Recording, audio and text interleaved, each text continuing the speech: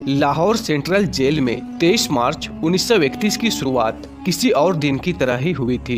फर्क सिर्फ इतना था कि सुबह सुबह जोर की आंधी आई थी, लेकिन जेल के कैदियों को थोड़ा अजीब सा तब लगा जब 4 बजे ही वार्डन चरत सिंह ने उनसे आकर कहा कि वो अपनी अपनी कोठरियों में चले जाए, और उन्होंने कारण नहीं बताया। उनके मुंह से सिर्फ ये निकला कि आदेश ऊपर से है। अभी कैदी सोच ही रहे थे कि माजरा क्या है, तभी जेल का नाइब बरकत हर कमरे के सामने से फुसफुसाते हुए गुजरा कि आज रात भगत सिंह, राजगुरु और सुखदेव को फांसी दी जाने वाली है। ये बातें सभी कैदियों को अंदर से झकझोर कर रख दिया। कैदियों ने नाइब बरकत से गुहार लगाई कि फांसी के बाद वे भगत सिंह की कोई भी चीज जैसे कि पेन, कंघा या फिर घड़ी उन्हें लाकर दे दे, ताकि वो घर जाकर अपने लोगों को दिखा सके कि वो भी कभी भगत सिंह के साथ जेल में बंद थे। नाइब बरकत भगत सिंह की कोठरी में गया और वहाँ से उनका पेन और कंघा ले आया। अब सारे कैदियों में होड़ लग गई कि उस पर किसका अधिकार हो, और आखिर में ड्रॉ निकाला गया। अब सभी कैदी चुप हो गए थे। उनकी निगाहें कोठरी से गुजरने वाले रास्ते पर लगी हुई थी, क्योंकि भगत सिंह और उनके साथी फांसी पर लटकाए जाने के लिए उसी रास्ते से गुजरने वाले थे। एक बार पहले जब भगत सिंह उसी रास्ते से ले जाए जा रहे थे, तो पंजाब कांग्रेस के नेता भीमसेन सच्चर ने आवाज ऊंची करके उनसे पूछा था, आप और आपके साथियों ने लाहौर कॉन्स्पिरेसी केस में अपना बचाव क्यों नहीं किया? तब भगत सिंह का जवाब था, इनकलाबियों को मरना ही होता है, क्योंकि उनके मरने से ही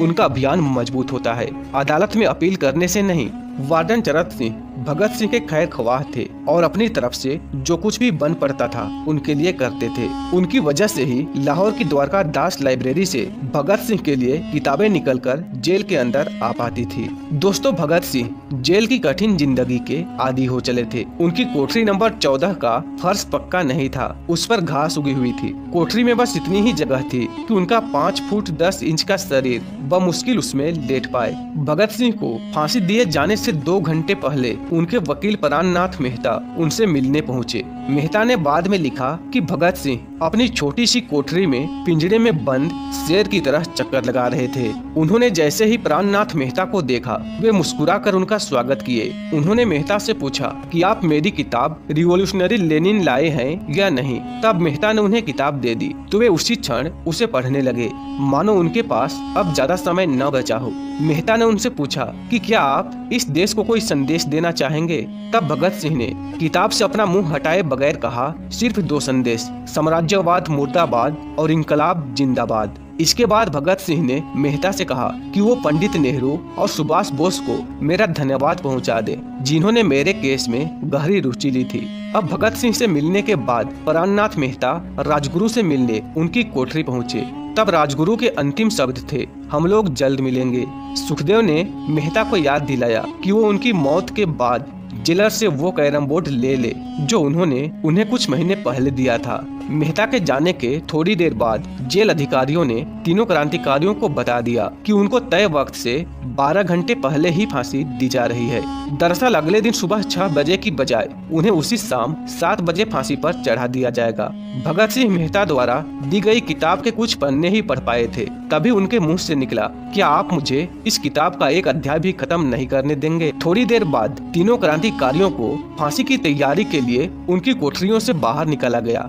भगत सिंह, राजगुरु और सुखदेव ने अपने हाथ जोड़े और अपना प्रिय आजादी गीत गाने लगे। कभी वो दिन भी आएगा कि जब हम आजाद होंगे, ये अपनी ही जमी होगी, ये अपना आसमां होगा। फिर इन तीनों को एक एक करके वजन लिया गया। सबके वजन बढ़ गए थे। इन सबसे कहा गया कि अपना आखिरी स्नान कर ले। फिर उनको लाल कपड़े पहनाए गए, लेकिन उनके चेहरे खुले रहने दिए गए। और फिर जैसे ही जेल की घड़ी ने 6 बजाया, कैदियों ने दूर से आती कुछ पदचापें सुनी। उनके साथ भारी बूटों के जमीन पर पड़ने की आवाजें भी आ रही थी। साथ में एक गाने का भी दबा सा स्वर सुनाई दे रहा था, सरफरोशी की तमन्ना अब हमारे दिल में है। और फिर सभी को अचानक जोर जोर से इंकलाब जिंदाबाद और हिंदुस्तान आजाद होके नारे सुनाई देने लगे। फांसी का तख्ता पुराना था, लेकिन फांसी देने वाला काफी तंदुरुस्त। फांसी देने के लिए मसीह जल्लाद को लाहौर के पास शाहदरा से बुलाया गया था।